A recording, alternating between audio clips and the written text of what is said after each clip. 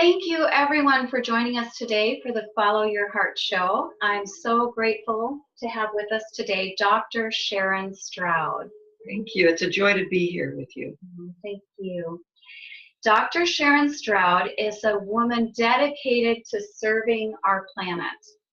The slogan, Think Globally and Act Locally, would describe what she has been about for the past 40 years. She is an author, professional speaker, and a spiritual leader. She has served the New Thought movement for 42 years as a spiritual leader. Yes, actually 44 now. We'll have to update that bio. And Dr. Stroud has served as the spiritual leader of Interfaith Spiritual Center Worldwide in Palm Springs since 2001, which I've had the pleasure of attending many of her services, and I'm grateful for all of the work that you share there. She also serves as the Dean of the Institute of Successful Living. Dr. Stroud is the President-elect of the International Foundation for World Peace and Research, in which she goes all over the world lecturing at universities and institutions of learning. Most recently at the Cultural Arts Festival in India, that was in January of 2016, and the International Congress on Art, Science, Communication, and Technology in Edinburgh, Scotland, Madonna University in Nigeria, Africa, the University of Istanbul Medical Center in Turkey, the University of Zagreb in Croatia, the University of African and Oriental Studies in London, England, Essen, Germany, Queen's College in Cambridge, England, and Oslo, Norway. And I'm going to read through a few of just a few highlights of some of the awards Dr. Stroud. I mean, if we love what we do and do what we love, the world notices. And that's nice. We don't do it for that, but it is nice and we receive it in grace. So we have here the Palm Springs Human Rights Award, 2017 Lifetime Achievement Award for service to her nation from the White House, signed by President Obama for her work in the field of humanities. 2017 Limitless Woman Award by the Limitless Woman Foundation, and was also named Riverside County Woman of the Year in 2016 and 2017. Thank you. So thank you so much for the contributions that you offer into our world and all the loving energy that I know many receive. Thank you. On a regular basis. So as we chat a little bit, I would love to look at the density that we currently see in our world, because it does play on the emotions and our ability to function in the world as it is, because it is as it is and it's not shifting and changing. It's only our perception of it that changes. Correct? Exactly.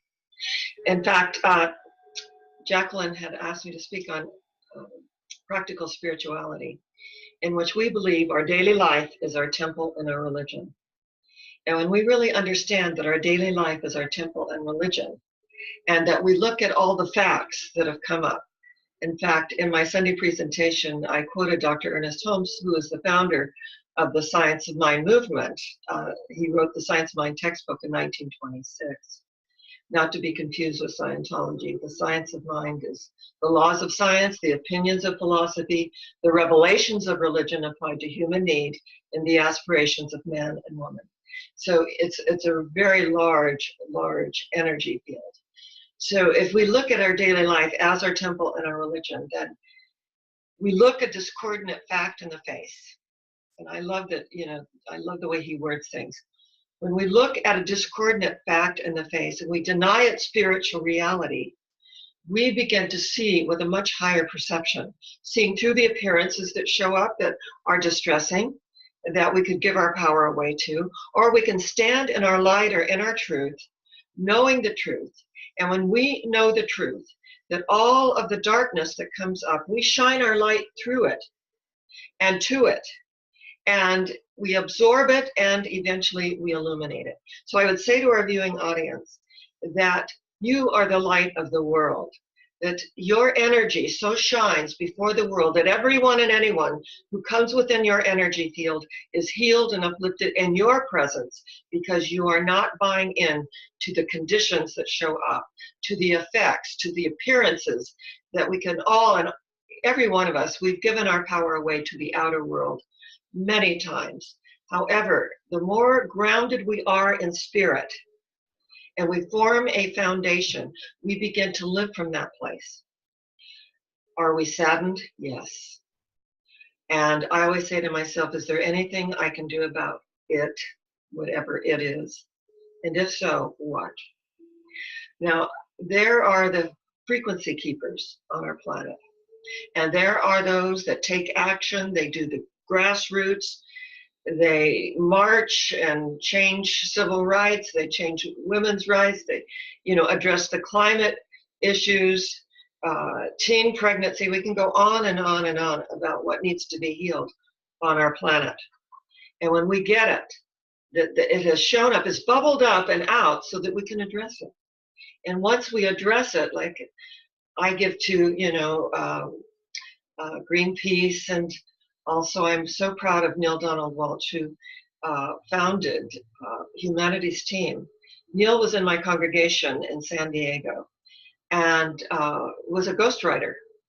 And I said to him, in fact, he was helping me with my book. And it really wasn't me, it was him. And I said, you need to write your own book, Neil, you really do. And then look what has happened as he's put pen to paper and the influence that he has made. That's called taking action, putting works with a faith, action with intention. The frequency holders are those that are knowing the truth, that are not buying into the outer world, but knowing that there is an inner world. See, out there is the relative world. And people go, well, in the real world, no, the real world is not out there. That's the relative world of conditions, appearances, and effects. The real world is within us. Be still and know that I am God. What that means is whatever you conceive your God to be, whatever name you put on your higher power, it matters not. But to acknowledge there is something within us that is greater than that which resides in the world of conditions, appearances, and effects. And whenever I have felt like the rug was pulled out from under me, I have always landed on higher ground. I have been in public life for 45 years, and I have received in all people's projections and their whole thing about religion. And we are not about religiosity and churchianity. We're about spirituality. That's the ground of being, is our spiritual nature, which moves beyond color, race, creed, and sexual orientation. I added, and political affiliation. That we are all one. And through this oneness do we live and move and have our being.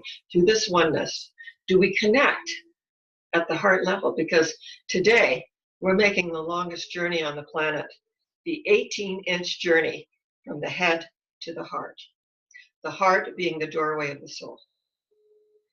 Behold, I stand at the door and knock. If any man, woman hear my voice, let them answer, and I will come into them and sup with them, and they with me. In other words, we are in Holy Communion every time we connect at the heart level. That's Holy Communion. We are communing with that Christ consciousness, the Buddha nature, and the Holy I Am presence. It does not matter what we call it. But when we connect, don't we feel it? We do. So as you're sharing this, I'm thinking the temple of God is within me, and that is from the Bible. So how often are you referencing what we hear? Because God is love. And they that dwelleth in love dwelleth in God, and God in them. Yeah. Right. I reference all sacred books, whether it's the Bhagavad Gita, whether it's the Quran, whether it's some other sacred book that someone hands to me, or I pull it off the shelf, or I'm in a bookshop. We don't have so many bookshops anymore, and that's unfortunate on many levels, because I love my books and I love to caress them and smell their energy, and the printed page, it really comes off the page. And of course, I have my Kindle library as well. But have you ever been in a bookstore and a book has fallen off the shelf and it's just what you needed to read at that moment? That's the universe. That's a sign and a symbol that, hey, you're on the right path. And when something falls on your path, be still and know and absorb the energy of it. And I love also that in our oneness, this is little Miss Minnie. She's my little rescue. I say we rescue each other. And I do the animal blessing for the animal Samaritans, the pet blessing. And then I always go and look at all the little animals. And she took her little paw through the cage and she, on my arm, she began to pet me with her little paw, her petting me. And I said, well, may I hold her? Well, that's the end of the story. Once you take anything in your hand, it's sold. So I asked, what is her name? And the animal rescue for Coachella said, it's Minnie. And I said, well, that really fits her. And so that was a divine appointment. There are so many divine appointments that we have in life. Someone crosses our path, we think of them, they call us, they text us, they email us. They even write letters at times that you can go out to the mailbox. I received a beautiful Valentine yesterday and, handwritten and very lovely. So those expressions I call the eternal verities that really touch and move our heart. I do not watch the news. I don't even take TV. I have my DVD player. I have my smart TV that my kids gave me for Christmas. So I love documentaries. And I love to really experience other great leaders and how they made a difference and the tremendous challenges that they had and how they overcame. Remember, Martin Luther King said that the darkness will not drive out darkness. Only light can do that. Hatred cannot drive out hatred. Only love can do that. So again, the light, the energy, the frequency. And Tesla said, if you want to know the secrets of life, think in terms of vibration, frequency, and energy. That way, we don't take it personally. And when I have been attacked, by certain people in our community that are upset with themselves and they look outside themselves, I always send compassion. I send compassion, I send love, and I draw this larger circle. He drew a circle that shut me out. But love and I had the wit to win. We drew a circle that took him in. If we have the awareness, we make the adjustment. We get offended, guess what, gang? We got work to do. That's called unfinished business within our own hearts, our minds, our psyches that we need to heal. And we really should be thanking them because they got our attention of what we need to heal. And it bubbled up to the circle. Exactly. Bubbles up and out.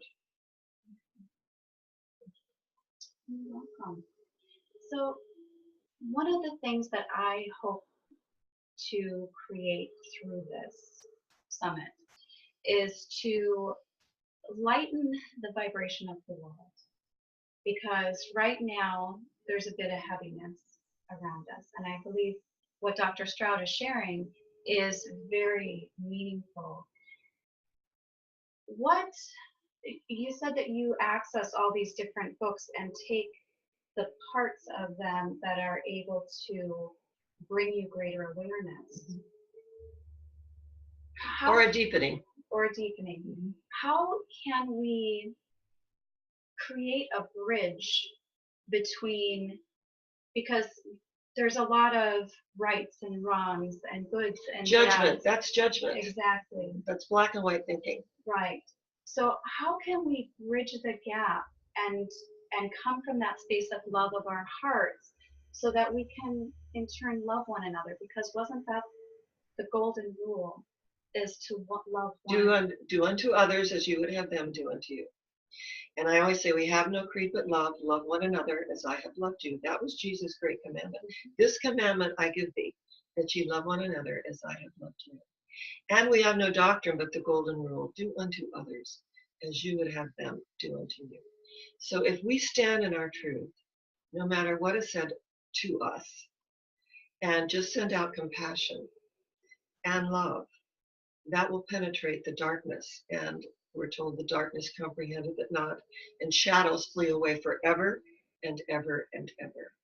So we have the awareness, and I want you to know that this is huge, that I used to live next door to my mother-in-law as a very young woman with my husband. And she did not take kindly to me, as she told everybody, stealing her right arm. And so she was not very nice to me. In fact, she was downright mean. And so I went to our minister in La Crescenta. We lived in the hills of the Angeles Forest at the time. And I, shared all the things that she said. And I was in science in my classes. And, how awful she was. And he agreed. Yeah, it's really incredible. And after everything was said and done, he said, however, you have the awareness. You make the adjustment. Every time you react, you add energy to it. You add more, flame to the fire. And I thought it was pretty insensitive at the time, that he didn't compassionate more with what I was going through. And I was never going back. And I told my husband, Neil, I'm just never going back. It was so uncompassionate. However, as the week wore on and I began meditating on it, you have to understand, I'm like 23 years old. And I thought, I'm going to try something. I'll just put in place. I have the awareness. I'm in classwork. She isn't. She's a product of her environment, raised in an orphanage in Oklahoma. So I need to have compassion for her, no matter how hateful she gets. So we went over and she, laid one of her little sniperisms, at me. And I said, oh, that's interesting. And then she, threw something else out, unkind. And I said, that's an interesting perspective. And I just didn't react. And then I had to go next door to check on something. And Neil said that she said, is Sharron feeling all right? Because before she would say, I'm not taking your sass, because I would always react, always. And I let the ball, every time she said something, I let the ball bounce. I didn't catch it. And then she'd throw something out. I'd let the ball bounce. Did not catch it and throw it back to her. I just let the ball, this is my let the ball bounce philosophy. I should write a book. That's a good title, isn't it? The title of my book is actually A Long Day's Journey into Light, because I was raised in domestic violence. My sister took her own life. There was a lot to deal with. And we've heard about the long day's journey into night. This is the long day's journey into light. So out of that, it was such a huge teaching for me. And it worked. See, my self-esteem was so low from being raised in an abusive alcoholic home, very abusive. So I had very low self-esteem. So that's why I reacted, going to defend myself. But once I got my self-image, I am created in the image and likeness of God. You are created in the image and likeness of God. And we're told that it's not only good, it's what? Very good. And so I just put that in place. I let the ball bounce philosophy in all my other interactions that I was reacting to. And not that I didn't shoot from the hip and have to clean it up later at times, because we're all subject to the human condition. All have sinned and fallen short of the glory of God. What that means in practical spirituality is all have made mistakes and fallen short of who they are. All of us. So as long as we're here on the earth plane, we've got work to do. I agree. And the more we heal ourselves and our own issues, the more we can serve the planet. I like to think that we all are a piece of humanity's puzzle. And as we create I love that. through our choices and our perspective, that we basically are able to lift up the vibration of our world. Yes, we are. And when we lift that vibratory frequency to the octave of Christ consciousness, the Buddha nature, the holy I am presence, that's the space of miracles. That's where things get done. That's where the Berlin Wall falls down. That's where enlightenment takes place, when we really understand that. So that's really profound. Beautiful. Can you share a little more about the miracle zone? How can we, as individuals, as communities, come together into that space of the miracle zone? Well, the Course in Miracles, which I facilitated for 25 years in San Diego, states that miracles are natural, that nothing real can be threatened, nothing unreal exists. Herein lies the peace of God. So if we really get it, that it also states love waits on welcome, not on time. So when we're in that miracle zone, acknowledging that miracles are natural expressions of love. That's the quote from the Course in Miracles. And when we get it, that miracles are unfolding, all part of the natural expression of love, then we begin to embody it. See, someone can give you an orange and an apple, and you can put the orange over here and the apple over here, and that's called a change. However, when you pick up the apple and it tastes like an orange, that is transformation. It happens within. On the outer, it looks just the same. But on the inner, something has shifted. There is that amazing shift in energy where you are transformed by the renewing of your mind. The Bible states, be not conformed to the things of this world. Be ye transformed by the renewing of your mind. And when the Course says, I can choose peace instead of this. I can choose love instead of this. I can choose and see beauty instead of this. That's choice. That's so powerful. I feel the moment of enlightenment is the moment that we know that we have a choice. And we do. We all have amazing choices every day of our lives. You know, there's how many, probably thousands of choices if you stop to think about it. And how do we choose to respond rather than react and catch that ball? Is it just a conscious choice? It's a choice. It's a conscious choice. It's about being mindful. Okay. And when we are mindful of the energy and we make the conscious choice to respond with love and compassion, it shifts everything. Because when we're compassionate, we're not condescending. We're just not reacting. We're allowing the energy to do what energy does. And if it's negative energy, it returns to its native nothingness from whence it came. It is neither person, place, nor thing, only the life and the energy that we have given unto. So it's all about consciousness. It's about being mindful. It's about awareness. That we have the awareness, we make the adjustment. And out of that, we grow tremendously. We evolve. It's about our evolution. Remember, life, Gibran stated it so beautifully in the Prophet. Life goes not backward nor tarries with yesterday. Life is the forward progression of the soul. Unfolding, evolving, expanding, being all that we can be. You had mentioned that you don't watch the news. It kind of puts me in mind of someone had told me once, I don't go where angels fear to tread. And it makes sense in a lot of ways.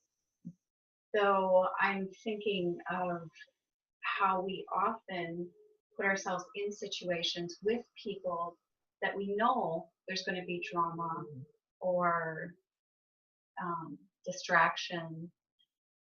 How do you create the space of peace within your inner heart so that you're not moved by those experiences? Is it just being so present that you're making a choice to not put yourself in the situation? And even if you do, you march into hell for a heavenly cause. And I've done that many times. Right. And when you march into hell for a heavenly cause, remember, you are the light. You are the energy. And you are in presence. So you're not really judging the energy and people doing what they've always done. And if you're not expecting a different result, that's called mindfulness. However, the light penetrates the darkness comprehendeth it not, and shadows flee away. So energetically, if something's not a vibrational match, we don't judge it. I mean, when the disciples were saying, "You want us to go and knock on doors and proselytize all this? How are we going to do that?" And he said, "If you come to a door and they do not greet you kindly, wash the dust, or just brush the dust from off thy feet and go thy way in peace. Just let it go. Just wash the dust from off thy feet and go thy way in peace." And, we may have like that feeling we get sometimes that it's not a good feeling. We're in a situation that doesn't feel good. However, we just have to keep sending ourselves compassion as well, and the other, because there is a place of peace and love within them, even though it's just a tiny spark. Okay. I think of times in my life where I have basically went to Hell's Gate and extended a hand and pulled someone back. And it was at the, you get to the point where you completely let go, and then someone offers this spark of hope, knowing that there's something there. And by extending that hand and pulling someone from that experience, can you share a little bit about any thoughts that come up for you around that? Yeah, it's again, love waits unwelcome, not on time. Right. So offering a hand up and lifting the vibratory frequency, they also have to be receptive. Right. And through their own receptivity, they created you to offer the hand. And you showed up out of their most dominant thought. And so you're their angel. So marching into hell for a heavenly cause and then extending the hand up, not a hand out, but a hand up, lifts everyone in the energy field. And seeing other people in that light of the angel within them is a beautiful gift that you give to another human being, but also what a gift you give to yourself if you're struggling with seeing the goodness within them. And in our work, especially having a spiritual center, people come in really hurting and needing healing. And there are also those that just want to grow and unfold and evolve, which is really wonderful. So a spiritual center is really a place of healing. It's a safe space. It acknowledges our oneness and creates a healing vibratory frequency. Yes, it does. Yes, it does. It does. I take pleasure in visiting you when I am in town here.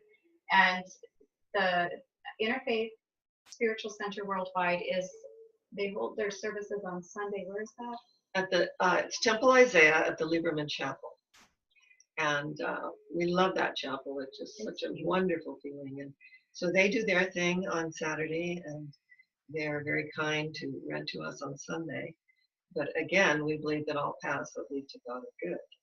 And that when Moses said to the burning bush, "Who are you? What are you?" the voice of I am answered, "Cast off your shoes, for where you stand is holy ground." In other words, there's nothing and no thing that comes between us and our spiritual oneness. So In the dawning of the spiritual sun, for a moment, all faiths became as one. The Christian, Buddhist, Muslim, Jew became as one and somehow knew that mystic voice that calls to me, oh, yonder person, I am thee. We are one. Because right now, somewhere in the world, a Jew is saying his prayers, a Hindu is chanting a mantra, and a Buddhist is kneeling at her sacred shrine. Right now, at this very moment, someone is lighting a candle in a cathedral. Someone is making their Hajj toward Mecca, for it is the will of Allah. And yet someone else is lighting a fire in a jungle, repeating an ancient mystical drama. Many, many pathways up the mountaintop, and the view is always the same from the sun. So when we get that, then if your path is Buddhist and someone else's path is Muslim and someone else's path is Wiccan, it's many, many pathways up the summit. But the view is always the same. So when you say that, we look at how certain faiths call God the creator different names. Is that correct? Yes. Okay. It doesn't matter what you call your higher power. Allah, Buddha, Brahman, Jehovah, Yahweh. It doesn't matter what we call our consciousness of God, higher power. But to acknowledge it's within us. And to feel it and to live from it. And to allow it to unfold in all of our interactions. That's true enlightenment. So when there is a lot of judgment around, so my mission is to come into a space of connection and to bring people together, because I see there's a lot of divisiveness in the world. So what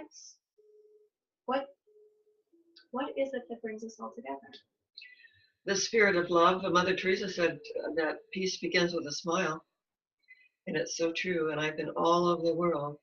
And when you have that connection and you smile, a smile is light and energy. You almost always invariably receive a smile in return. And when we understand that, then we're not focused on our differences. We're growing through our differences, and we're drawn together through our similarities. Well, that gives us all more to consider. Thank you. Because for many of us in our daily living, we have so much that we are able to contribute to one another. And by seeing that loving space of who each person is within their hearts and honoring that space and letting them be true to them, to what their heart calls them to do, to be, to create as, I think is such a remarkable gift to hold space for someone in allowance and not be in that space of judgment. It's so powerful. It's such a powerful place to be. And when we acknowledge that there is a law of karma, it's the law of cause and effect, that alone, Dr. Holmes said, for selfish reasons alone, we should be more understanding. Correct. And also want to be a contribution and to love more. Yes, exactly. And to love unconditionally, beyond color, race, creed, sexual orientation, or political affiliation. And when we can really see through the appearances, the conditions, and the effects, something begins to happen. And one of the things I'd like to leave our viewing audience with is, it was a poem that I wrote in ministerial training. Now, I've been a minister for 44 years. So I've been around the block a few times. And what I noticed is that more empowered that we feel about ourselves and our connection with the divine, the more energy that we can give one to the other. So it goes, as I sit and ponder this life's beguiling quest, I can hear the far-off thunder of the awe-inspiring guest. Its voice is ever present as I sit and contemplate wondering of the answer to the riddle of my fate. But wait, my destiny is heir to be within a lone figure called me. And I'm beginning to like the idea of me, for now I share a closer relationship to thee. My thoughts are but a faded glance at something I once thought was chance. I search no more, my thoughts are mine, and only the infinite can tell you my rhyme, for the voice is there so strong, yet so kind, and I am but a part of that universal mind. My struggle is over, my race is won. I can finally accept being the chosen one. Yes, I'm beginning to like the idea of me, for now I am one with the infinite and me. And so it is. So I say namaste. The divinity within me salutes the divinity within you, and the divinity within you salutes the divinity within me. And if I am in that place in me and you are in that place of you, there is only one of us. Namaste. And shalom, the peace that passes all understanding. Peace of the universe to each and every one of our viewing audience and beyond. We see this message moving out in waves of light, waves of love.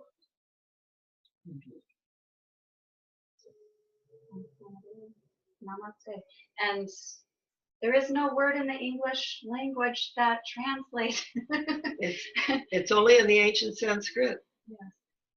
It means the divinity within me salutes the divinity within me. Namaste. Namaste. And thank you all for sharing this journey with us of traveling from the head to the heart, the longest journey on our planet. This is Jacqueline with Follow Your Heart and wishing you a beautiful day.